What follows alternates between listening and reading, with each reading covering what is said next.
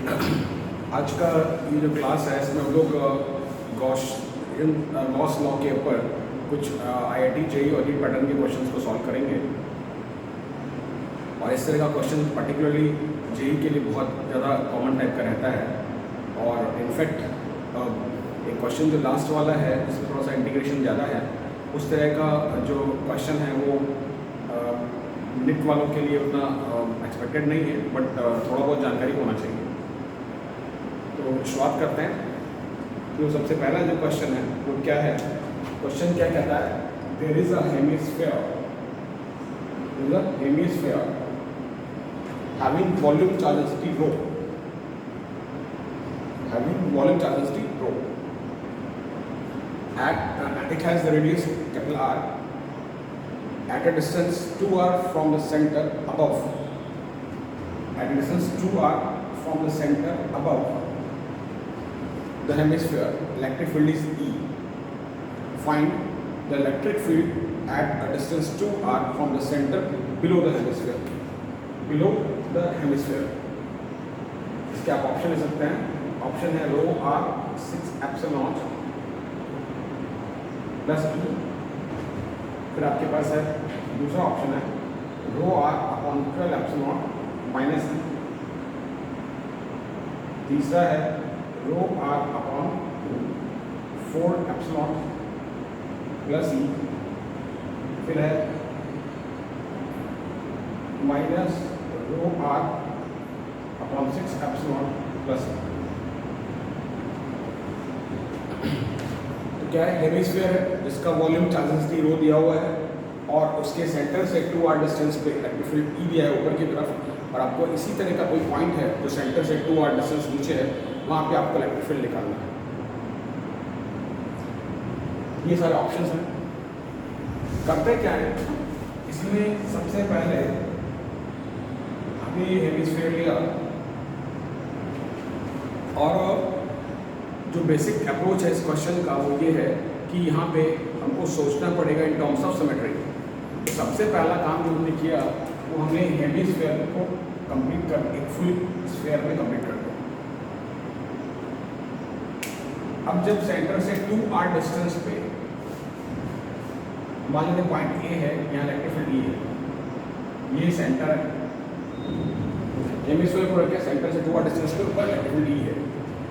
अब जब सेंटर से 2r डिस्टेंस नीचे आ जाएंगे, मान लेते पॉइंट बी, यहाँ पर इलेक्ट्रिक फील्ड चाहिए है ना। अब सबसे पहला काम क्या है? अब देखें, आप लिख सकते हैं electric field due to lower section at A will be equal to electric field due to upper section at B. Symmetry के हिसाब से क्यों? सेंटर से 2r डिस्टेंस पे ई ऊपर है और सेंटर से 2r डिस्टेंस पे नीचे है। तो बाय सिमेट्री लोअर सेक्शन का जो इलेक्ट्रिक फील्ड ऊपर है वही अपर सेक्शन का इलेक्ट्रिक फील्ड नीचे आ जाएगा। अब क्या करते हैं?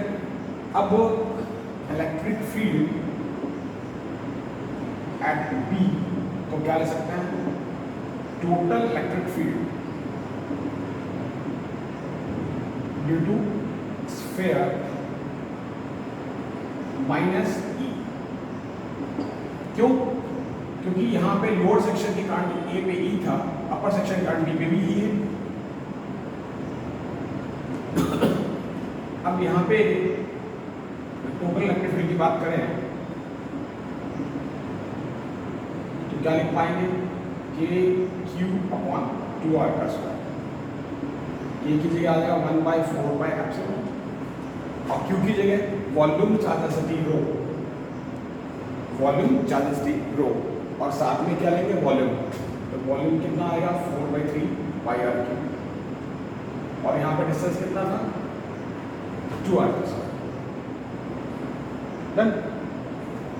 तो अब जब आप इस पूरे को सॉल्व करेंगे, यहाँ पे आप देखिए, इसको सॉल्व करके देखें, यहाँ पे आपका 4 से 4 कटेगा, 2 का स्क्वायर 4 3 12 आएगा। क्या 4 से 4 कटेगा, 2 का स्क्वायर 4 आएगा, 5 से 5 कटेगा, r स्क्वायर का यहाँ पे r कटेगा। तो ये जो टर्म आपके पास बचेगा वो आपके पास बचेगा कितना?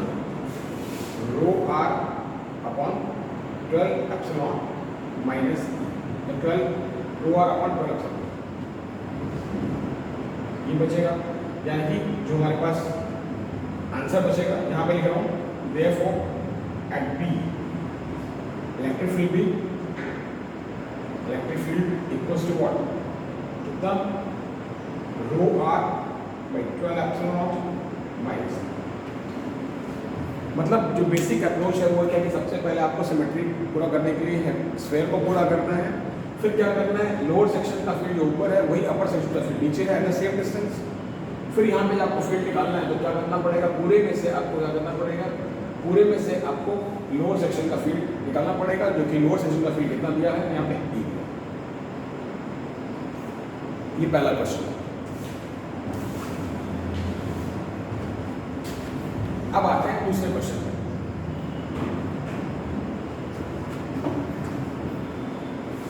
जो दूसरा क्वेश्चन है वो क्या कहता है, पहले सुनिए, there is a disc of radius a/4, it is a/4 having total charge 6 coulomb placed in xy plane with the center at a/2, with the center at -a/2. Disk having radius a/4, total charge 6 coulomb, is placed in xy plane with the center at -a/2. There is a rod of length a having total charge 8 coulomb placed on x-axis from x equals to a/4 to 5a/4.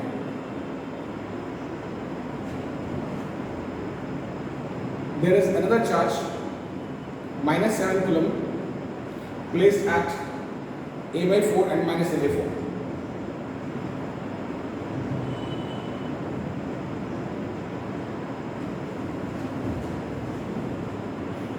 There is another charge 3 coulomb placed at -3a/4 plus 3a/4.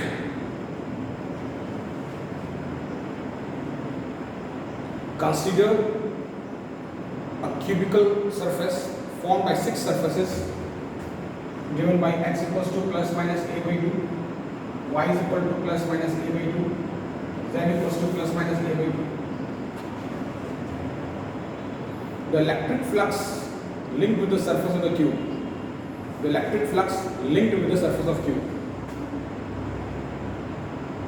-2c by epsilon plus 2c by epsilon, 10c by epsilon, 4c by epsilon, 12c by epsilon. ये option है, ये figure में दिया हुआ है।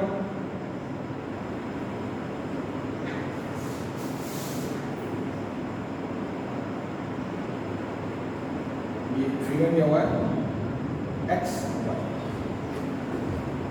यहाँ पे charge है, यहाँ पे चार्ज।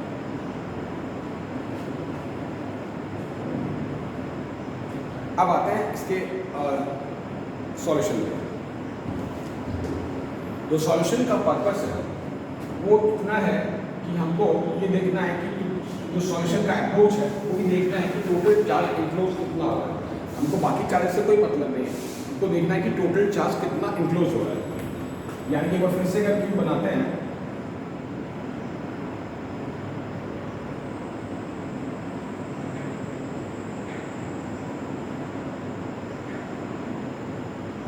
पर्पस कितना चार्ज इंक्लोज हो रहा है, तो -a/2 प्लस a/2,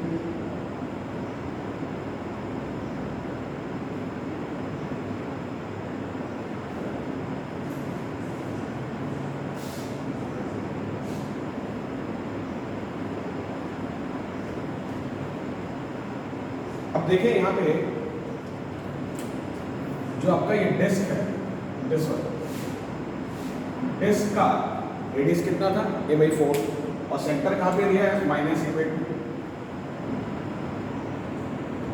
तो अकॉर्डिंग टू दैट डिस्क का सिर्फ आधा ही सेक्शन अंदर गया और टोटल चार्ज कितना था 6 कूलम, तो यहाँ पे कितना आ जाएगा 3 कूलम।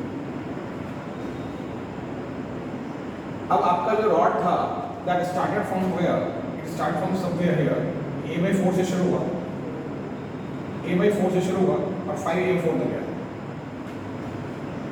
यानी कि रॉड का A/4 से शुरू हुआ 5A/4 तक गया और A इसका लेंथ था, यानी कि उसका सिर्फ 1/4 पोर्शन ही अंदर रहा, तो उसकी वजह से चार्ज आएगा कितने का आएगा, 2 कूलम। -7 कूलम का चार्ज कहीं यहाँ पे था,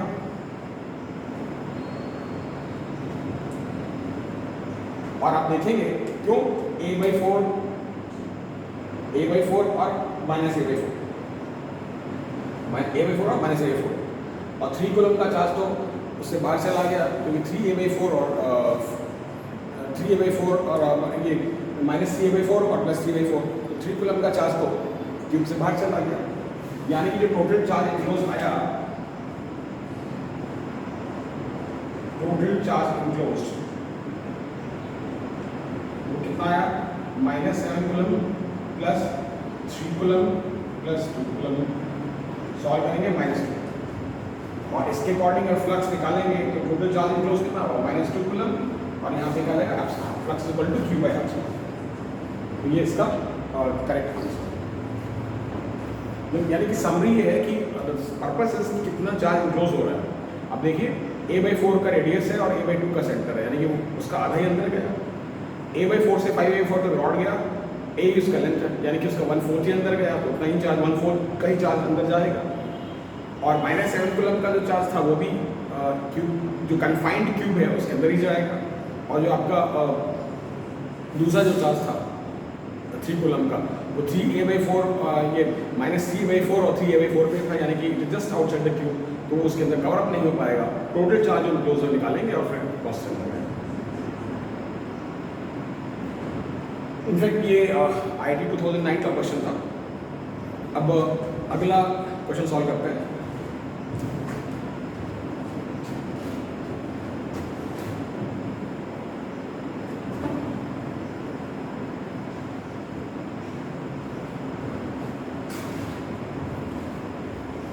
अगला क्वेश्चन लिखें, let there be a spherical charge distribution,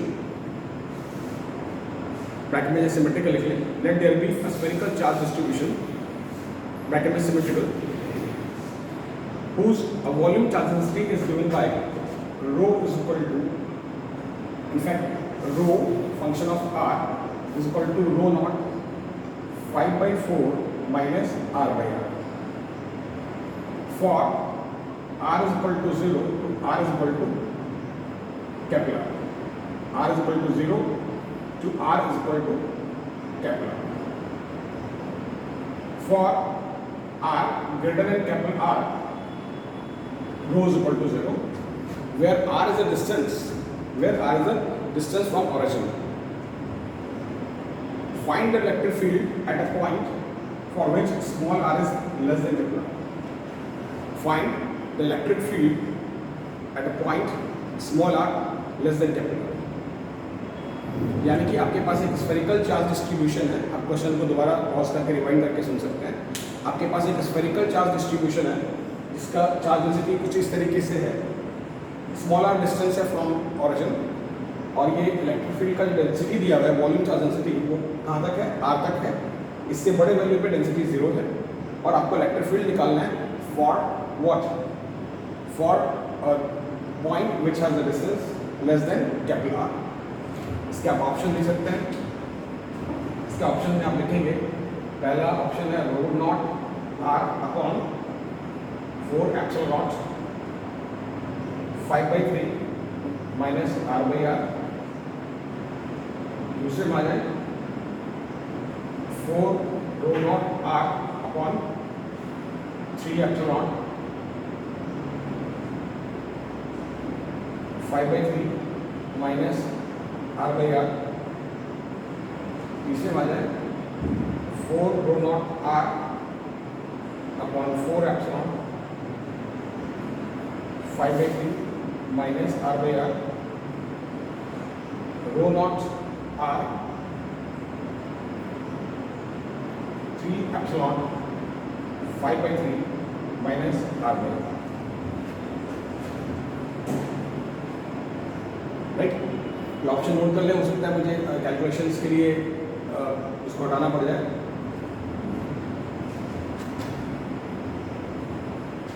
अब देखें यहाँ पे कहाँ से शुरुआत करनी है। सबसे पहले क्या करते हैं, हम एक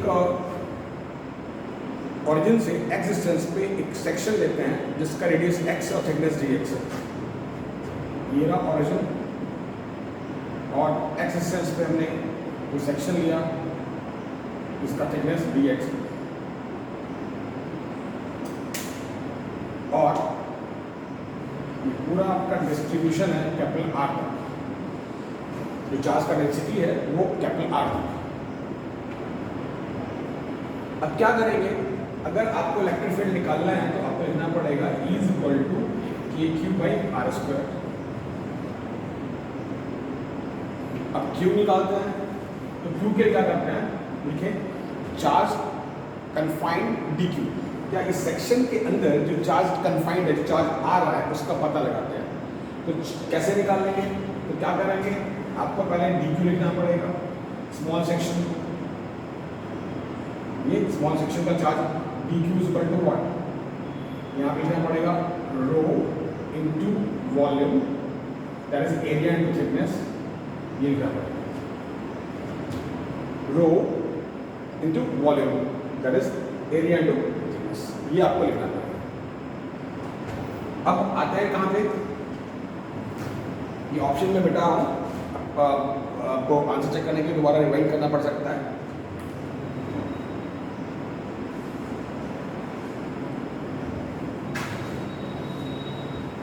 अब यहाँ पे जब DQ की बात आएगी तो रो की जगह रो नॉट 5/4 माइनस R/R, और यहाँ पे 4πx² dx। Total charge Q के लिए इसको 1 has to integrate, total charge Q के लिए इंटीग्रेट करना पड़ेगा। आप देखें ये आप रो नॉट 4π कॉमन निकाल दें, यहाँ क्या बचेगा 5/4 x² dx। और एक बात और है, यहाँ पर चूंकि हमने वो जो सरफेस लिया है वो कहाँ तक लिया है, वो x तक लिया है, इसलिए यहाँ पे मैं इसको रिप्लेस कर रहा हूँ x तक। यानी कि जो DQ का जो वैल्यू आएगा वो रो नॉट 5/4 माइनस x/r, क्योंकि अभी स्मॉल r तक पहुँचे नहीं है, इंटीग्रेट करके स्मॉल r तक पहुँचेंगे, अभी सिर्फ x पे निकालना है। तो ये आया 5/4 x² dx, और यहाँ पे क्या आएगा x³/r, यहाँ पे आएगा dx। अब इसका इंटीग्रेशन DQ से Q पे पहुँच रहे हैं, तो मैं एक स्टेप थोड़ा सा स्किप कर रहा हूँ। यहाँ से पहले अब DQ पे पहुँचा, आपको टोटल चार्ज चाहिए तो आपको इंटीग्रेट करना पड़ेगा। ये इंटीग्रेट कहाँ से कहाँ तक, 0 से R तक, और यहाँ पे कहाँ तक, 0 से लेके R तक। अब Q पे आते हैं, जब Q पे आएंगे तो रो नॉट 4π 5/4 माइनस, अब यहाँ पे देखें 5/4, अब यहाँ पे देखें इसको मैं डायरेक्टली लिख रहा हूँ x³ x² का क्या करेंगे, इंटीग्रेशन में पावर में ऐड करेंगे, उसे डिवाइड x³/3, यानी ऐसे पावर में ऐड करेंगे, उसे डिवाइड करेंगे, फिर आपका अपर लिमिट और लोअर लिमिट, तो यहाँ पे क्या आ जाएगा, ये आ जाएगा R³/3 माइनस, यहाँ पे फिर x³ का इंटीग्रेशन क्या आएगा, पावर में ऐड करेंगे और उससे डिवाइड करेंगे तो x4/4, फिर अपर लिमिट कैसे, पावर में ऐड किया x4, 4 से डिवाइड किया by 4, है ना, फिर upper limit minus lower limit, जैसे यहाँ पे क्या आएगा x4/4, फिर 0 से लेके 4, इसको जब सॉल्व करेंगे तो आ जाएगा R4/R × 4। इससे अभी हमारे पास चार्ज आएगा। जहाँ तक सवाल है फील्ड निकालने का, तो E इज इक्वल टू जब लिखेंगे तो Q के लिए क्या आएगा 1/4πε, और ये सारा का सारा टर्म कैसे कैसे, तो रो नॉट 4π 5/4 R³/3 माइनस R4/R × 4। अब देखिए यहाँ पे 4 पाई से 4 पाई हटेगा, 4 पाई से 4 पाई हटेगा, और साथ में यहाँ पे हमारे पास ये भी था r³ था, r³/3 5/4 r³/3 माइनस r4, और यहाँ पे था r/4। तो यहाँ पे 4 पाई से 4 पाई हटा। अब यहाँ क्या बचा, ρ0, नीचे क्या बचा, एप्सिलॉन। अब आप इसमें से अगर यहाँ से अगर साथ में यहाँ पे r² भी आएगा, तो यहाँ से आप देखेंगे अगर r³ कॉमन निकालते हैं, आप सिंप्लीफाई कर सकते हैं। यहाँ से अगर आप r³ निकालें और नीचे r² तो यहाँ क्या बचेगा, r बचेगा, यहाँ क्या बचेगा 5, यहाँ बचेगा आपके पास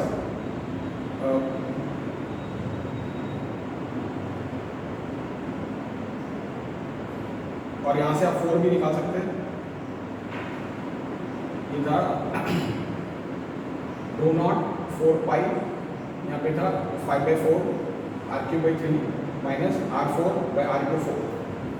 यहाँ पे आएगा 1/4 पे एप्सिलॉन, यहाँ पे आएगा कितना ρ0, और 4 पाई पहले का था, यहाँ पे आएगा 5/4, ये आएगा r³/3 माइनस यहाँ पे आएगा r4/r×4। फिर हमने यहाँ पे क्या किया, ये 4 पाई से 4 पाई यहाँ पे हटा दिया। यहाँ से r³ अगर आप कॉमन निकालेंगे, अगर r³ यहाँ से आप कॉमन निकालेंगे तो यहाँ पे r² से r कटेगा, यहाँ पे r बचेगा, और यहाँ से आप 4 भी कॉमन निकाल सकते हैं, यहाँ बचेगा 5/3, और यहाँ से r³ कॉमन निकाल चुके थे, एक r और बचेगा, ये बचेगा r/, ये आपका इलेक्ट्रिक फील्ड का सिंपल जो भी है वो कैलकुलेशन है। सिंपल क्या है, dq is equal to volume charge density into volume. उसके बाद फिर क्या किया हमने, यहाँ पे 4 पाई x² था, है ना, तो 4 पाई x² को अंदर लेके गए, 4 पाई कॉमन निकाल दिया, तो 5/4 x² dx, यहाँ पे x² into x, x³ और r पहले से था। यहाँ पे हमने क्या किया, यहाँ पे स्मॉल r की जगह x क्यों लिखा, क्योंकि now we are considering what, the distribution of charge up to x, that is why we have considered x, right. Now in the next step to get the total charge calculated, पूरे charge को calculate करने के लिए integrate करना पड़ेगा। Limits क्या दिया है, 0 से r, 0 से r, राइट। फिर यहाँ पे x² का x³/3 वो मैंने दिखाया था, फिर upper limit minus lower limit, जैसा कि इंटीग्रेशन का बेसिक रूल है। तो उसमें आप यहाँ पे अपर लिमिट लिखेंगे r³ फिर -0³, सेम यहाँ पे r4/4। नेक्स्ट स्टेप पे कैलकुलेशन में e is equal to k की जगह 1/4 पे एप्सिलॉन, ρ0 ये चार्ज की जगह पूरा लिख दिया, नीचे r²। यहाँ से फिर आपने क्या किया, यहाँ पे r³ कॉमन निकाला, r² से r कट दिया, और साथ में दोनों में से 4 भी कॉमन निकाल दिया। रीजन से आप कैलकुलेट करेंगे तो this will be first option जो है आपका, that will be the correct option. तो ये कुल मिला के अभी इस लेक्चर में हम लोगों ने 3 क्वेश्चन डिस्कस किया है, और अगले आने वाले दिनों में कुछ और क्वेश्चन हम लोग लेटेस्ट गॉस थ्योरम का जो है जे यूनिट पैटर्न का उसको लेके